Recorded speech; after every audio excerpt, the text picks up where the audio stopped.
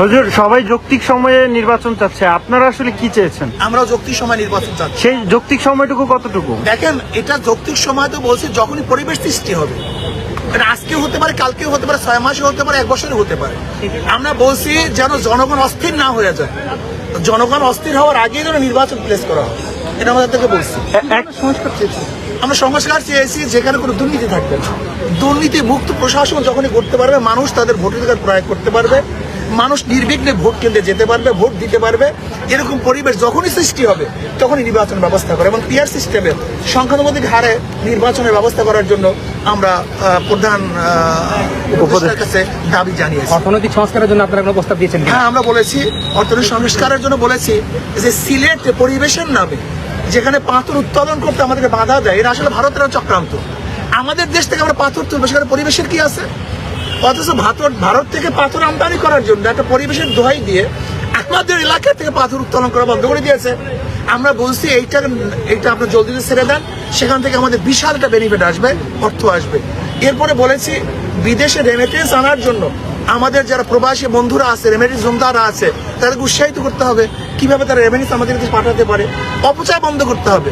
আমাদের দেশে সব জায়গায় অপচয় দেখা যায়। সরকারি এক মেহমানখানায়, এক বাংলুরে হাজার হাজার কোটি কোটি টাকা বরাদ্দ, অপচয় কমাতে হবে। যদি আমরা অপচয় কমাতে পারি, আমাদের অনুযায়ী যদি আমরা বন্টন করতে পারি, আমার বাবার আছে 100 টাকা, যদি বরাদ্দ করি 150 টাকা চুরি করতে হবে।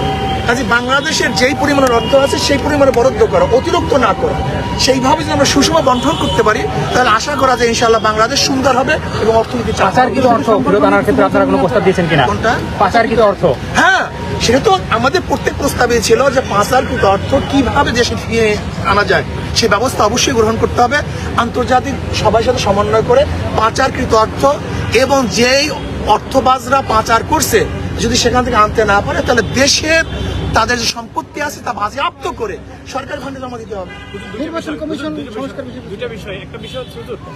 নির্বাচন কমিশনের বর্তমান হাবলু আউয়ালকে অবশ্যই পদত্যাগ করতে হবে এবং যারা 14, 18 এবং 24-এর নির্বাচন উপহার দিয়েছে, রাত্রের ভোট দিয়েছে এবং যারা প্রশাসনের নির্বাচন উপহার দিয়েছে, তাদেরকে অবশ্যই বিচারের আওতায় আনতে হবে। দুটো বিষয়, একটা হচ্ছে নির্বাচন নিয়ে কি আলোচনা হয়েছে, আর দ্বিতীয় বিষয় গতকালকে আপনাদের যে সংবাদ সম্মেলন হয়েছে সেখানে আপনারা জামাত ঐক্যের আহ্বান, এই বিষয়টা কি জামাতকে আসলে কোনো সাড়া দিয়েছে কিনা? না, আমরা বলেছি জামাতের সাথে হক্কানি উলামায়ে কেরামের হুজুর সামনে যে দিয়ে বিরোধ আছে, যে ইখতিলাফ আছে, মতানৈক্য আছে, জামাতের এখন সুবর্ণ সুযোগ।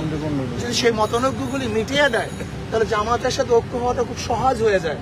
আর যতক্ষণ পর্যন্ত হক্কানি উলামায়ে কেরামের সাথে মতানৈক্য না মিটাবে, ততদিন পর্যন্ত জামাতের সাথে ঐক্য হওয়াটা অনেক দূরত্ব পয়দা হবে, কাছাকাছি কঠিন হয়ে যাবে। জামাত ইতিমধ্যে কওমি ঘরানা আলেমদের সাথে বৈঠক করেছে, সেক্ষেত্রে আপনারা কি বলতে চান? না, আপনি যেটা বলছেন আসলে কওমি ঘরানা উলামায়ে কেরামের সাথে না, কিছু ব্যক্তির সাথে, তাও বৈঠকের উদ্দেশ্যে নয়, কোন এক ভিন্ন দাওয়াতে তারা গিয়েছিলেন, সেখানে এই বিষয়ে আলোচনা করেছে। হুজুর শেষ প্রশ্ন, অনেকে বলছে যে 2 বারের বেশি প্রধানমন্ত্রী হওয়া যাবে না, এই প্রস্তাব রেখেছেন, আপনারা এটাকে কিভাবে দেখেন? দেখেন, আমি মনে করি একবারের প্রধানমন্ত্রীও যদি এই শেখ হাসিনা মার্কা হয়, তাহলে একবারও আমরা সেই প্রধানমন্ত্রীকে চাই না।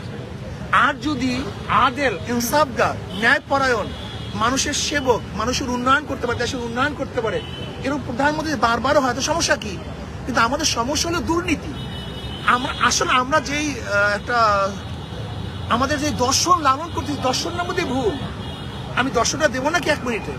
এক ব্যক্তির নাম এ, এক ব্যক্তির নাম বি, এক ব্যক্তির নাম সি, 3 জনের চোখ, ক্ষমতা এ, সে কি করবে? চুরি করবে। হটাও এ, বসালাম বি, সে কি করবে? চুরি করবে। হটাও বি, বসালাম সি, সে কি করবে? চুরি করবে।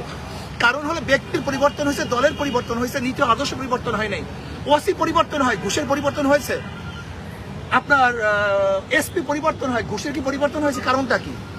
চেয়ারের পরিবর্তন হয়, লেকিন আদর্শ পরিবর্তন হয় না। আজকে দেখেন 5ই আগস্টের পরে 2-3 দিনে যারা লুট করছে, তরাজ করছে, দখল করছে, চাঁদাবাজি শুরু করছে, এরা যদি দ্বিতীয়বার ক্ষমতায় আসে, তাহলে কিভাবে বুঝতে পারেন যে এদেশ চাঁদামুক্ত হবে, দুর্নীতি মুক্ত হবে?